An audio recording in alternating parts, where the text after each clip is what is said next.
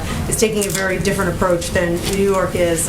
Florida just hit another record today of COVID cases, and yet he's pushing back on local municipalities that are trying to impose new mask mandates and other means of keeping people protected. Does the White House have any reaction to Governor DeSantis, and particularly to his point that this is just seasonal in Florida because people are hot, so they're staying indoors and transmitting the vaccine? Well, the data just doesn't back that up. I would say first, Florida is not the only state. 7 states have both a statewide ban on mask mandates and a prohibition on school districts from requiring masks in schools. And some states have even banned businesses and universities from requiring workers and students to be vaccinated. In fact, the most extreme of these measures is in Texas, where you can be fined. A professor or teacher can be fined if they ask a student if they are vaccinated, or if they ask unvaccinated students to wear masks. And I think the fundamental question we have is, what are we doing here? And the president, you'll hear the president talk a little bit about this later this afternoon.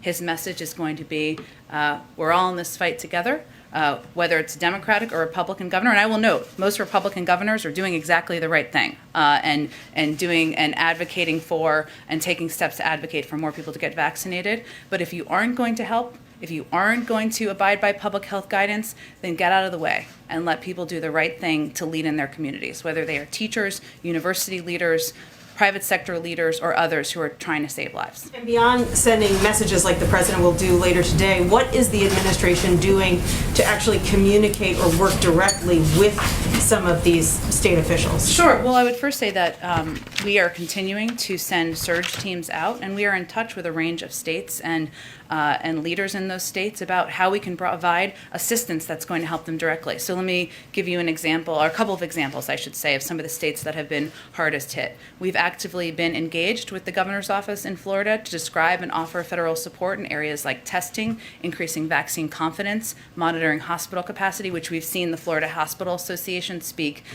to their concerns about the rising numbers, and monoclonal antibody therapeutics. Teams from CDC and HHS are in contact with Florida officials to offer technical assistance and support. We're also engaged with the governor's office in Texas and the state health department to discuss the state of the pandemic there and how we can offer specific assistance, as well as Louisiana. I mean, you saw the governor make an announcement about masks yesterday, but as a part of our National Disaster Medical System program, we've deployed a team of 33 medical personnel to provide medical staff surge capacity to the Baton Rouge, Louisiana area. So those are just a couple of examples of some of the hardest hit states, but we again, Jeff Zients, our COVID coordinator, sent out a letter to all 50 governors offering federal assistance, and offering to work in close touch about how we can help address the needs they have. Go ahead. Yeah, just quickly, you keep using the word offer, and I just want to know whether those offers have been accepted in Florida and Texas. Right now, it's a discussion, and we are talking about what their needs are and how we could help meet their needs.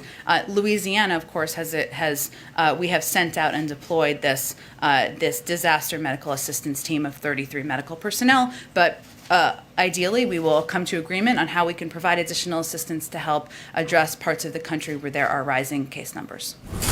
Good.